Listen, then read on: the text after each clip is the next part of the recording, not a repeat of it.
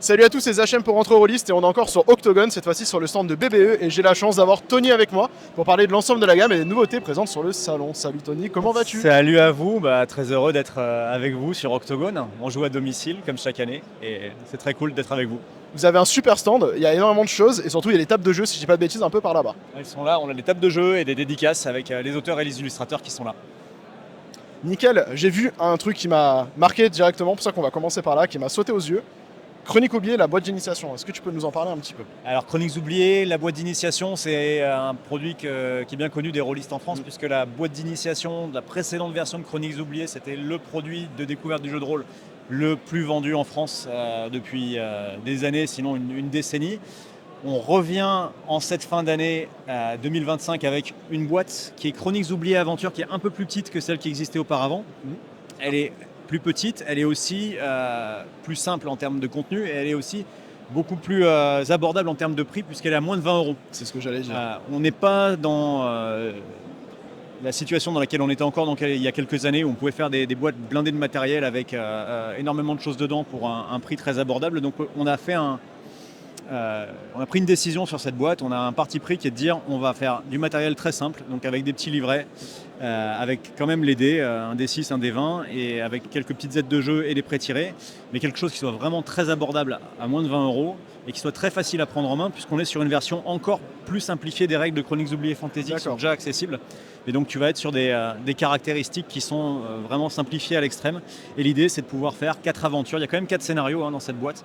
Et tu vas pouvoir faire 4 aventures en les jouant en une demi-heure, 3/4 d'heure. Tu peux toujours rallonger un peu. Si tu es un meneur de jeu expérimenté, tu peux toujours faire durer un peu une partie. Bien sûr. Mais l'idée, c'est que quelqu'un qui démarre complètement le jeu de rôle, qui en a un peu entendu parler, mais qui ne sait pas trop par où démarrer, il peut prendre ça, il peut lire le petit livret de règles qui fait 4 pages et saisir de suite de quoi il s'agit. Il peut lire le scénario de la première aventure en un quart d'heure et il peut se lancer de suite. Alors moi, comme tu l'as dit, c'est un point très important. C'est que tu as parlé de petits prix, donc on est autour de 20 euros. On a 20 euros la boîte d'initiation. Donc c'était 19,90, ouais. Voilà, c'était les prix des anciennes boîtes d'initiation quand on revient à très longtemps en arrière. C'était la dernière, c'était Donjons et Dragons qui était à ce prix-là, qui aujourd'hui propose des boîtes à 50 euros. Et on voit que les boîtes d'initiation commencent à 40 euros aujourd'hui sur le marché. Donc il y a vraiment cette volonté-là. Et je trouve que ça marche bien avec la gamme, parce que du coup ça fait un format un peu plus MOOC, mais qui est déjà présent énormément dans la gamme de Chroniques oubliées. C'est l'idée. Encore une fois, on est sur un produit qu'on veut être un produit d'appel, un produit d'entrée dans le loisir. Après, on a la possibilité d'aller plus loin. On aura plus tard probablement une nouvelle boîte Chroniques oubliées qui sera un peu plus conforme à celle qu'on avait faite auparavant, donc avec plus de matériel, mais qui sera plus cher. Comme tu le dis, une boîte comme ça, bourrée de matos, ça vaut nécessairement 50 voire 55 euros aujourd'hui. Et tu parlais du format MOOC de Chroniques oubliées Aventure. On a toute la gamme Chroniques oubliées telle qu'elle est sortie il y a un an maintenant, avec les livres de base. Présenté à Octogone l'année dernière, si je dis pas de bêtises. C'est ça, ouais, c'est la même. On a 4 nouveautés qui sont arrivées également cette année pour Chroniques oubliées Fantasy, qui sont ces 4 scénarios. La Mario Tumulus, le chemin de la contrition, les affres de la rédemption et Retour en grâce. Donc ces 4 scénarios qui font 16 pages chacun, avec un petit prix, ils sont à moins de 5 euros chacun. La Mario Tumulus, c'est un scénario indépendant. Et le chemin de la contrition, les affres de la rédemption et Retour en grâce, c'est 3 scénarios de bas niveau qui vont être niveau 1 à 3 globalement. Tu peux les jouer de manière indépendante ou tu peux les jouer successivement en mini-campagne. J'ai commencé à les feuilleter, j'ai pas encore fini de les lire pour pouvoir les présenter sur la chaîne, donc c'est bien, ça permet de les introduire. Et moi j'aime beaucoup ce petit format là parce qu'au final on est, comme tu le dis, aux alentours de 5 euros, on a 4,90 si je dis pas de bêtises. C'est ça. Et en fait c'est des types de livrets, on va les prendre, en fait on va pouvoir les jouer sur 1 à 2 soirées avec les copains. Et ça permet réellement d'avoir très rapidement quelque chose en fait avec une ligne directrice.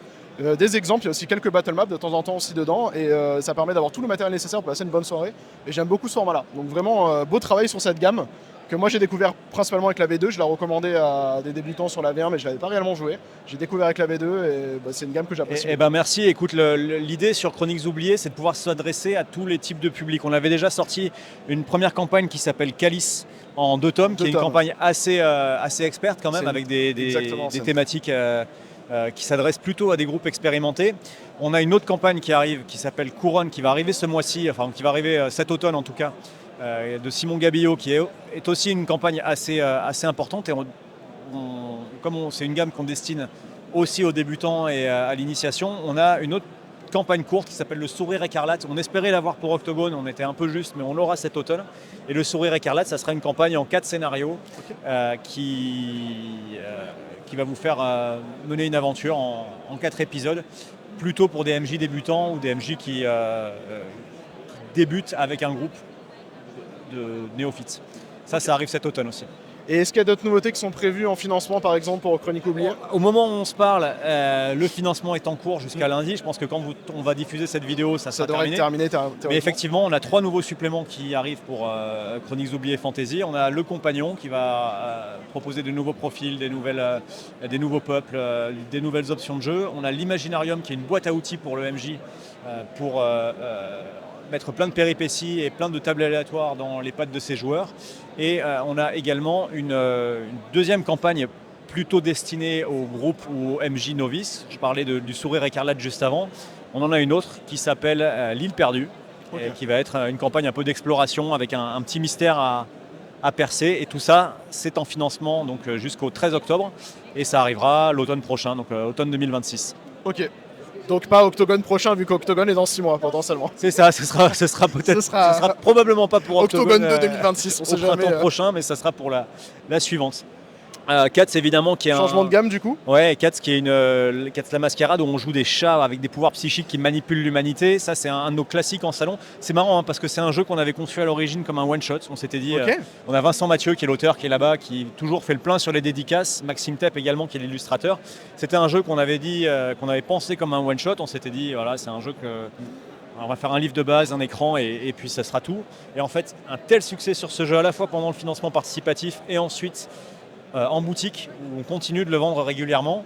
On s'est dit ok, les gens veulent en voir plus, on va faire une gamme et donc on a proposé un recueil de scénarios, une campagne où on va voyager dans le temps à travers les âges pour éviter des catastrophes et puis on a une autre campagne aux États-Unis qui va arriver en fin d'année également, Shutdown. Alors, petite question du coup parce que je reconnais la patte.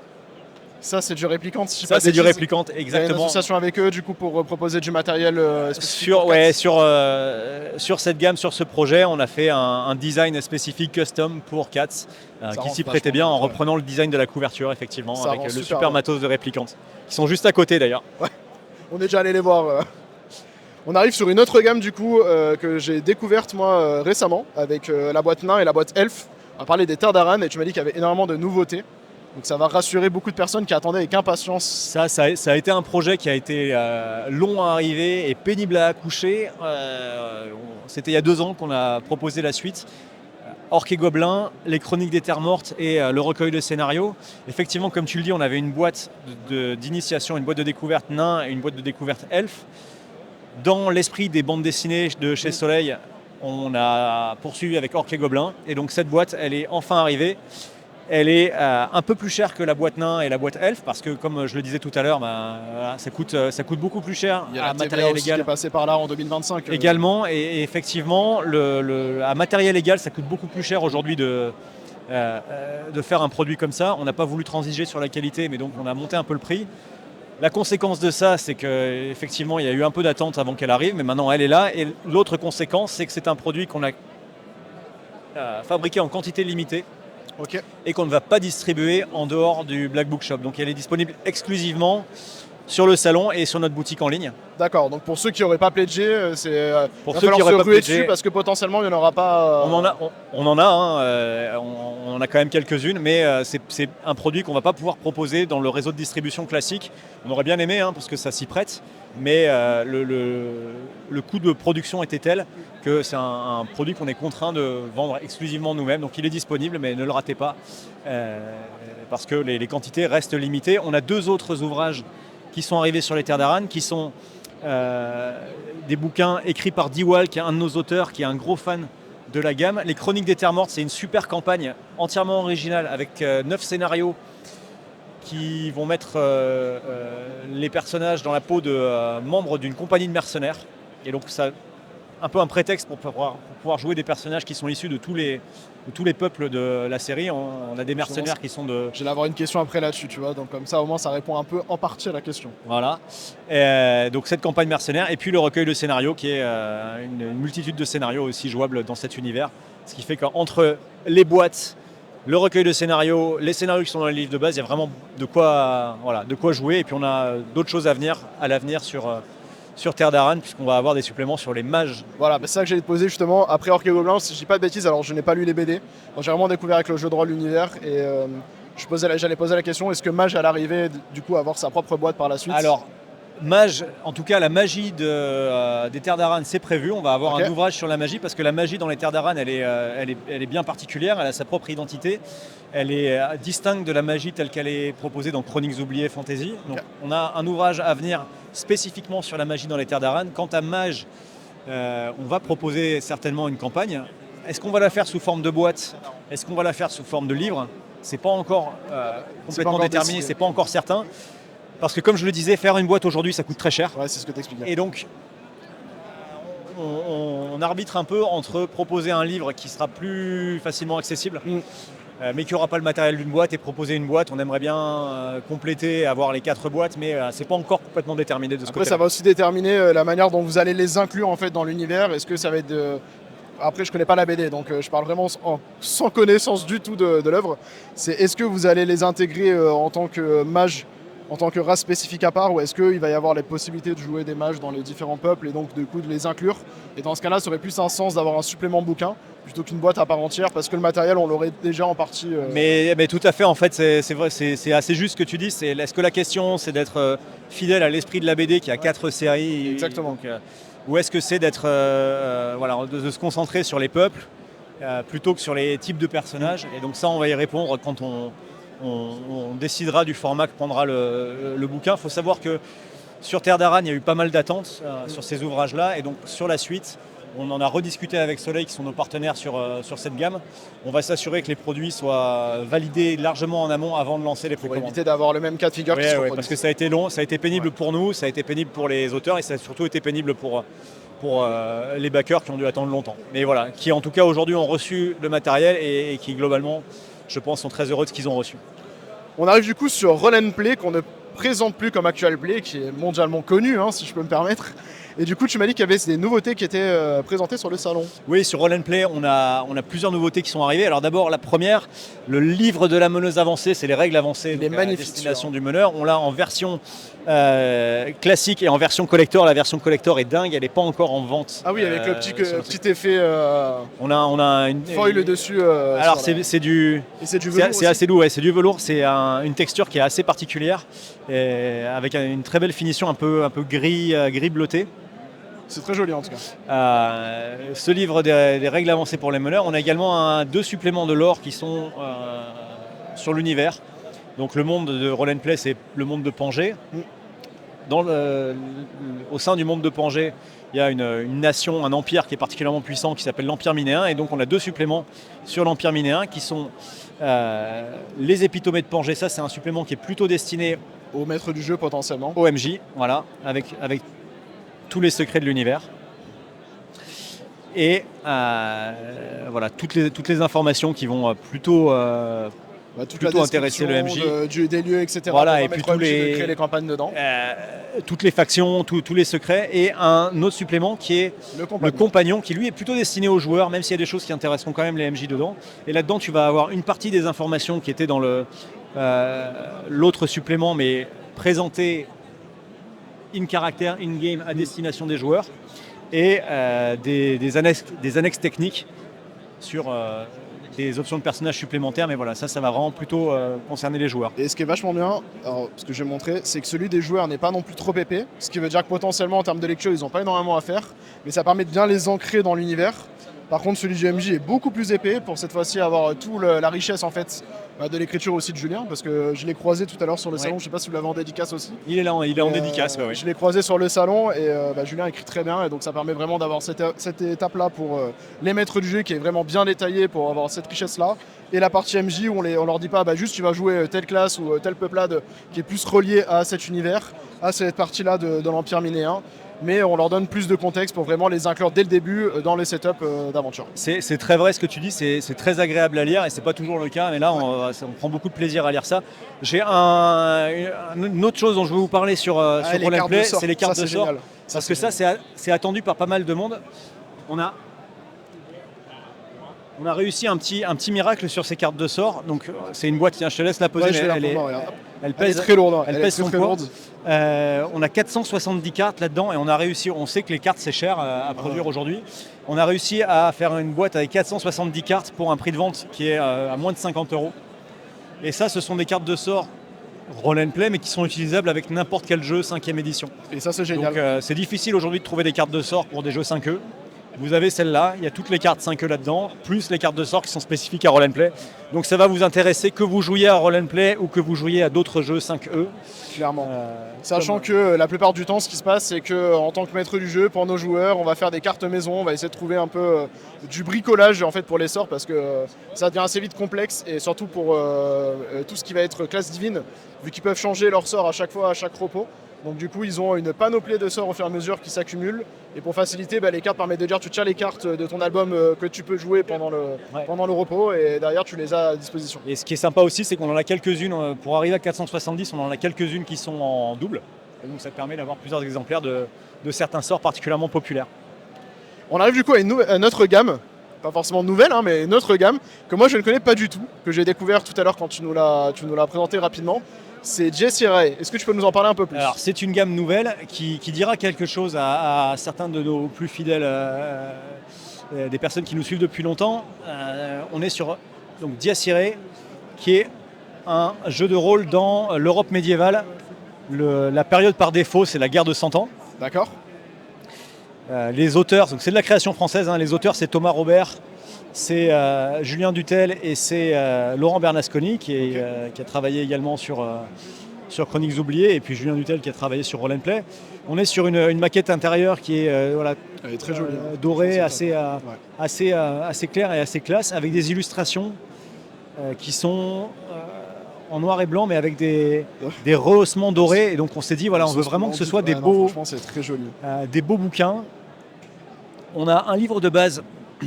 Donc c'est un jeu qui est historico-fantastique dans le sens où c'est pas de l'heroic fantasy.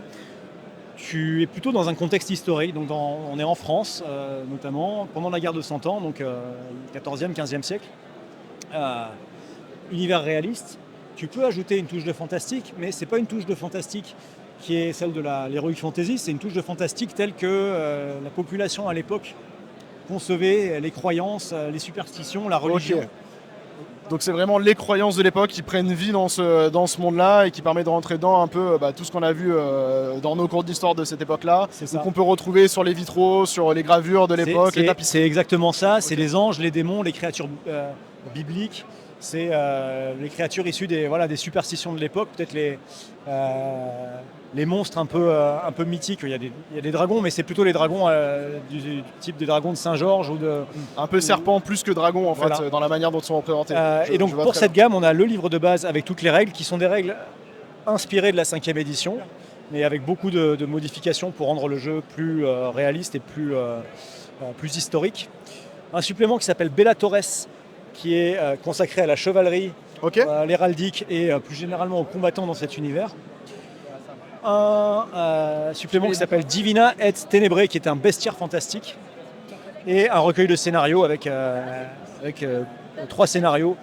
Donc il y a plusieurs scénarios, il y a des scénarios dans tous les ouvrages, si je ne dis pas de bêtises, plus le recueil de scénarios, et un très bel écran. Et ça, c'est une version collector. Ça, c'est la version avec la reliure, c'est du cuir du coup. Oui. Très joli. Et l'écran du MJ. Il y a vraiment une esthétique particulière quand même sur celui-ci, hein, qui se dégage. Voilà, on est sur quelque chose de très. On est sur quelque chose de très grégorien, de très. Ça me fait penser à des vitraux là, surtout celui-là, je vois vraiment. Je me dis, je pourrais le retrouver dans n'importe quelle église de France en vitrail, quelque part avec la lumière qui en sortirait, avec les couleurs. C'est ça, on a voulu jouer là-dessus, sur ce côté un peu mythique, un peu historique. Et donc voilà, ça change et c'est un jeu qui est. Bon, il y a une histoire éditoriale derrière ce jeu qui est assez longue, dans laquelle je ne vais pas rentrer dans tous les détails, mais ça parlera à pas mal de monde qui est à la recherche de jeux plus historique que fantastique, avec le talent d'auteurs français. C'est de la création française et donc ça vaut vraiment le coup. On a des classiques, la Elite, ça Elite. c'est des deux campagnes et suppléments de contexte qui explorent les environs de la Elite, donc le grand lac d'Altalit et le Haut-Lac, qui sont des provinces à proximité de la ville. Ok. C'est sorti déjà au printemps dernier. La gamme Pathfinder, la gamme Cthulhu Origin. Et puis après, on a là-bas du Shadowrun Anarchy. Shadowrun, qui est une autre de nos gammes majeures. Et qui a eu sa campagne V2 il n'y a pas si longtemps que ça, si je dis pas de bêtises, avec Mike qui était en interview avec toi justement. C'est ça. Anarchy, qui est donc un système simplifié des règles pour Shadowrun. On arrive sur cette première édition d'Anarchy qui a été très très largement remaniée en version française, sur laquelle on avait également un supplément qui s'appelle Anarchiste, qui est une exclue de l'AVF. On arrive au bout de cette gamme et on s'est posé la question, est-ce qu'on retire Shadowrun Anarchy ou est-ce qu'on prépare une deuxième édition? Parce que l'équipe qui est aux commandes de Shadowrun en version française avait beaucoup d'idées pour une deuxième édition sur Shadowrun Anarchy encore meilleure, avec des mécaniques qui permettent de retranscrire des éléments comme le risque, comme la préparation, des règles de préparation de missions qui permettent d'accélérer le rythme de la narration. Et donc ce qu'on a fait, c'est qu'on a travaillé avec Catalyst Game Labs, qui est l'éditeur américain de Shadowrun, pour leur proposer une deuxième édition de Shadowrun Anarchy. Et c'est Black Book qui s'est occupé de cette deuxième édition, mais à la fois en version française et en version anglaise. Voilà. Donc effectivement, on l'a menée sur Kickstarter, ça s'est terminé à la fin du mois de septembre. On a quasiment 3000 backers qui ont participé, c'est énorme. C'est notre plus gros projet en termes de nombre de backers. On va lancer le Let Pledge dans quelques jours. Okay. Et voilà, un livre de base en version anglaise, en version française, version classique, version collector, un écran avec des aides de jeu. Tout est prêt, c'est-à-dire que les PDF sont terminés, on est en train de faire les dernières relectures. Donc ça, potentiellement, on va partir très rapidement en PDF au backer. Ouais, les PDF sont prêts, okay. on fait une dernière relecture. C'est une super nouvelle, vu que c'est terminé septembre, on est mi-octobre, si je ne dis pas de bêtises, on est le 13, alors, 11. On est entre le 11 et le 13 octobre. On est début octobre. Mais voilà, je ne veux pas donner de date sur la mise à disposition des PDF parce qu'on ne veut pas créer d'attente. Mais voilà. Ce que tu dis, c'est rassurant pour tous ceux qui ont décidé de soutenir ce projet-là. Il y a déjà une preview de 47 pages, donc le livre final va faire 320 pages. On a une preview de 47 pages qui est prête. On fait les dernières vérifications, les dernières relectures à la fois sur la version française et la version anglaise. Ensuite, on met ça à disposition. Il y aura une phase de Let Pledge et puis ça arrive ensuite pour le printemps 2026. Du coup, je présume 3000 backers, votre plus gros projet sur Kickstarter. Vous êtes content du coup de cet engouement? On est hyper content. En fait, on a une chance, c'est qu'on a une communauté francophone qui nous suit, qui est extrêmement fidèle et qui nous fait confiance sur la VF de Shadowrun. Et ça, on sait on sait qu'on peut compter sur eux. Et ils ont été au rendez-vous de nouveau. Par contre, pour le public américain qui ne nous connaît pas, on avait ce travail de conviction à faire. Il fallait qu'on soit là et qu'on leur montre de quoi on était capable. Et les retours ont été extrêmement positifs. Bah, tant mieux. Le public anglophone de Shadowrun n'a pas forcément l'habitude de précommander sur Kickstarter, parce que c'est une gamme qui en général est lancée de manière classique. Donc on a réussi à aller les chercher là-dessus. Et puis c'est un jeu qui également aura une vie en distribution par la suite. Donc il y a une gamme qui a une belle vie devant elle, vu que engouement anglophone, engouement français, donc forcément ça va continuer de vivre par la suite. On doit en parler avec Mathieu, qui est le développeur de la gamme Shadowrun demain, là, qui va venir sur Octogone, pour envisager ce qui pourrait être la suite de la gamme. C'est pas une gamme Anarchy qui, en soi, demande beaucoup de suppléments, parce qu'un livre de base, peut-être un supplément, ça suffit à soi-même. Par contre, c'est une gamme qu'on va pouvoir tout à fait utiliser avec les suppléments de la 6e édition, puisque tout ce qui est lore et tout ce qui est aventure est compatible avec Shadowrun Anarchy. En général, on propose des PDF de conversion d'une version vers l'autre. Et donc, on peut tout à fait utiliser les ouvrages d'univers de Shadowrun 6e édition ou d'une édition précédente de Shadowrun avec Anarchy. D'ailleurs, c'est ce que font beaucoup de fans de la gamme. Ils ont le livre de base de Shadowrun Anarchy. Ensuite, ils suivent la gamme et son histoire en V6. Ça marche. J'ai une dernière question pour toi, qui concerne du coup un autre financement qui s'est terminé, si je dis pas de bêtises, il n'y a pas longtemps, c'est Chroniques oubliées contemporain. Oui.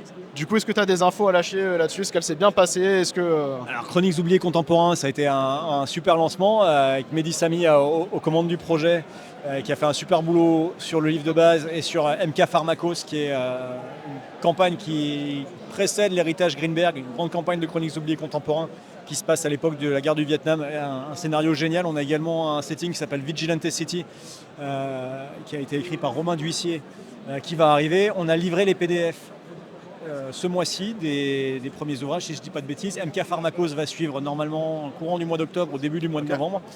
On a également les écrans à finir. Ensuite, ça part à l'impression. Et donc, c'est on track, quoi. Tout est on track. C'est en train et ça s'est livré cet hiver. Voilà. Parfait. On me dit dans l'oreillette Starfinder aussi, qui s'est terminé il n'y a pas si longtemps que ça. Starfinder deuxième édition, qu'on a lancé à la fin du mois d'août. Ça a été un financement éclair, hein, si je ne dis pas de bêtises, Starfinder. Ça a été un financement, oui, qui a duré une semaine et qui nous permet de relancer la gamme. C'est une gamme dont on avait beaucoup suivi la première édition, qui s'était un peu essoufflée. Et voilà, notre ambition, c'était de relancer la gamme à travers cette deuxième édition. Et voilà, on a beaucoup de... Donc du coup, volonté de relancer la gamme, donc de la suivre aussi forcément si la première avait bien été suivie, la deuxième, pas de souci là-dessus. C'est ce qu'on... En tout cas, on veut suivre les gens qui nous suivent. Et sur Starfinder, ce lancement a été un succès. Et voilà, on espère que ça va pouvoir continuer comme ça. Merci beaucoup Tony. Est-ce que tu as un petit dernier mot de la fin avant qu'on clôture cette interview? C'est toujours un plaisir d'être à Octogone. Hein, comme je le disais, on retrouve les gens qu'on voit un peu chaque année. C'est clair. On voit de nouvelles têtes également. C'est super sympa de voir des jeunes, des gens qui n'étaient pas forcément proches du jeu de rôle auparavant et qui maintenant viennent jouer. C'est toujours un plaisir de voir les gens qui font leur première partie, surtout quand ils sont jeunes, surtout quand c'est des ados ou des jeunes adultes. Et donc voilà, il y a encore quelques places sur nos tables de démonstration. On voit qu'il y a beaucoup de monde cette année. C'est encore, je pense que probablement Octogone va encore... on verra après le salon. On verra dans 6 mois comment ce sera. Et probablement encore battre des records. Et puis c'est peut-être la dernière fois qu'on est au double mixte. Mais voilà, j'espère que vous prenez autant de plaisir que nous à parcourir les allées du salon. Nous, on prend toujours du plaisir à échanger avec les éditeurs, les créateurs, les illustrateurs, les auteurs. Donc merci beaucoup en tout cas Tony pour ton temps, de nous avoir accordé toute cette belle présentation de la gamme et des nouveautés que vous avez sur le stand. Et puis on vous souhaite une très belle fin de salon et puis de très belles choses pour la suite de BBE. Merci beaucoup et merci à tous et à bientôt. Et c'était Zachem, on se retrouve très bientôt sur Entre Rollistes. Ciao tout le monde!